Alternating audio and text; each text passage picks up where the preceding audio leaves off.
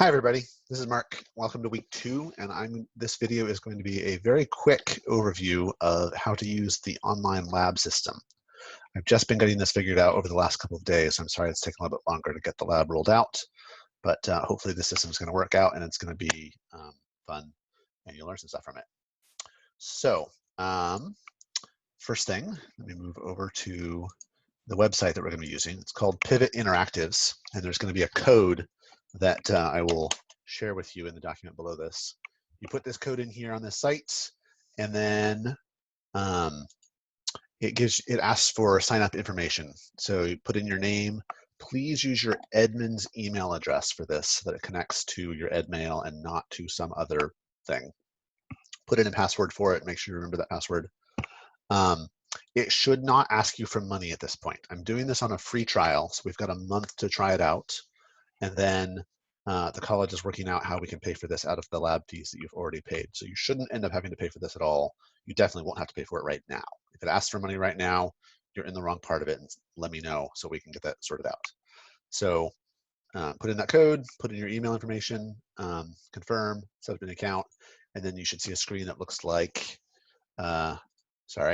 this, showing the classes you're in, Edmonds College Physics 110 with Betnell, and the 1D kinematics challenge, a three-way billiard ball race. So you click on that and you will see we're going to use motion graphs to predict the winner of a race between 3 balls rolling on a metal track. And this site has in it, it's got a video embedded in it and measurement tools, and you're going to make some graphs using that to predict which of these 3 billiard balls is going to win a race. I just want to show you a couple things about the lab so that you can get started and not be too confused about what you're supposed to do. I'm hoping that a bunch of you will try it out just in the first couple of days so you can give me some feedback if there's any problems or if you need more explicit instructions about how to use it. Okay, I'll let you read this stuff yourself. First thing, we're going to be doing trial number 4. There's a bunch of different videos in here. If you just click play, it shows people flicking these billiard balls across the tracks and they start to roll, and then it stops it before it gets to the end. The idea is that you're going to gather data about these billiard balls moving and use that to predict which one is going to get to the finish line first. But I want you to do this stuff for trial number 4. So click on this trial number right there and switch it to 4 and click go. Now we're on trial number 4. They're moving with slightly different speeds and they have slightly different head starts. So they go, and I want you to predict which one is going to win. So to do that, you're not gonna just look at it and guess, though maybe you could do that. You're going to make it move 1 frame at a time by clicking this forward button, 1 frame at a time. So you can get maybe a slightly more accurate guess. But also you can use this wrench tool up here in the corner. And with that, you can turn on a timer that tells you what frame you're on and what time it is in seconds, and rulers that will tell you the position in centimeters of each one of those balls.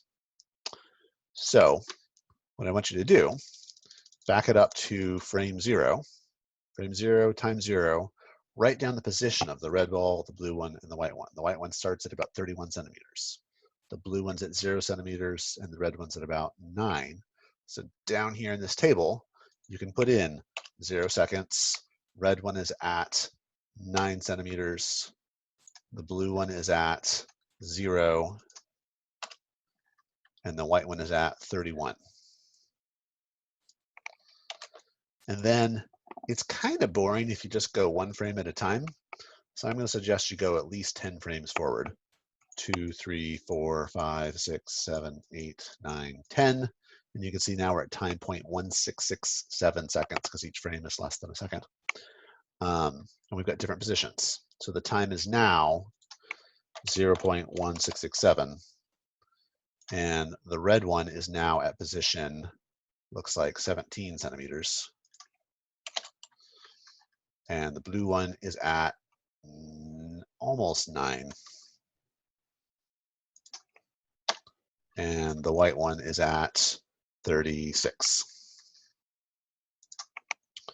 Okay, I'm going to let you do the rest of that data collection yourself, but then I want to show you that it also starts making a graph for you automatically showing the position of, at the moment, the blue one and the red one at the starting point, and then the blue one and the red one later on. This tool isn't set up so you can see all three graphs at once. So you're going to have to switch it from the red one to the white one so you can see where's the white one at different times. And as you add more data to this, it's going to put more points on the graph, and you're going to be able to see whether there's a trend in how those positions are changing. And then you can also use this tool, this linear regression tool, which will calculate a line that comes as close as possible to those points. And if the points really are close to a line, then that's going to tell you something about what the balls are going to do in the future. Okay, so then after that, there's some questions about which one you think is going to get there first, or whether it's going to be a tie, what shape the graphs make, and so on. And then there's some follow-up questions about comparing your prediction to what actually happened.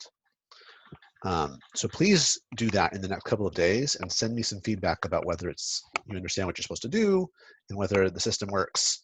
And then hopefully we'll add some more to that. So there may be more parts to this week's lab assignment that will come in the next few days after I get a bunch of you to submit to this first one.